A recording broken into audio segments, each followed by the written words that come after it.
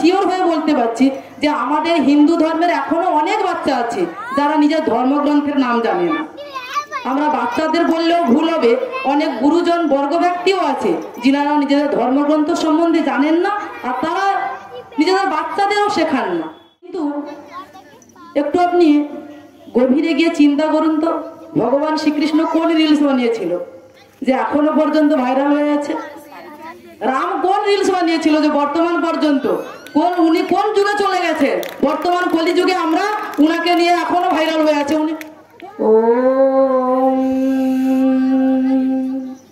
কৃষ্ণায় বাসুদেবায় হরয়ে পরমাত্মনে প্রণত ক্লেশনাশায় গোবিন্দায় নমো নমঃ। আগে পবিত্র লগ্নে উপস্থিত আমার গুরুজন মণ্ডলী এবং উপস্থিত মাতৃশক্তি এবং উপস্থিত ভবিষ্যৎ প্রজন্ম, যারা আমাদের এই বর্তমান সমাজকে কলুষিত মুক্ত করতে চেষ্টা করবে, আজ নিজেকে খুব ধন্য মনে হচ্ছে যে আমরা এই সাগর দ্বীপের বুকে গীতা প্রতিযোগিতা করছি এবং ছোট ছোট বাচ্চাদের নিয়ে বিভিন্ন সাংস্কৃতিক অনুষ্ঠানে আমরা উপস্থিত হয়েছি। কারণ দেখুন, তৎকালীন দিনে গুরুকুল ব্যবস্থা ছিল, এই জন্য ভগবান শ্রীকৃষ্ণ জন্ম নিয়েছিল, ভগবান শ্রীকৃষ্ণ তৈরি হয়েছিল, শ্রীরামও তৈরি হয়েছিল, তখন গুরুকুল ছিল। আর বর্তমান শিক্ষা ব্যবস্থা ছাত্রকুল হয়ে গেছে, মানে তখনকার দিনে গুরুকুল অর্থাৎ গুরুর নিকটে গিয়ে ছাত্ররা পড়াশোনা করতো, ছাত্রছাত্রীরা। আর বর্তমান দিনে ছাত্রছাত্রীর সন্নিকটে গিয়ে গুরুদের পড়াতে হয়।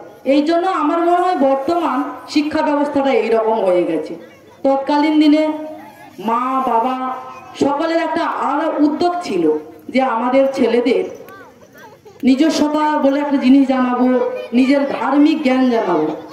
আজ আমি এই মঞ্চে দাঁড়িয়ে বলতে বাধ্য হচ্ছি যে অন্যান্য ধর্মের ছেলেমেয়েরা তাদের ধর্মগ্রন্থের নাম নিঃসন্দেহে বলে দেয়, আর আমি এতটা শিওর হয়ে বলতে পারছি যে আমাদের হিন্দু ধর্মের এখনো অনেক বাচ্চা আছে যারা নিজের ধর্মগ্রন্থের নাম জানে না।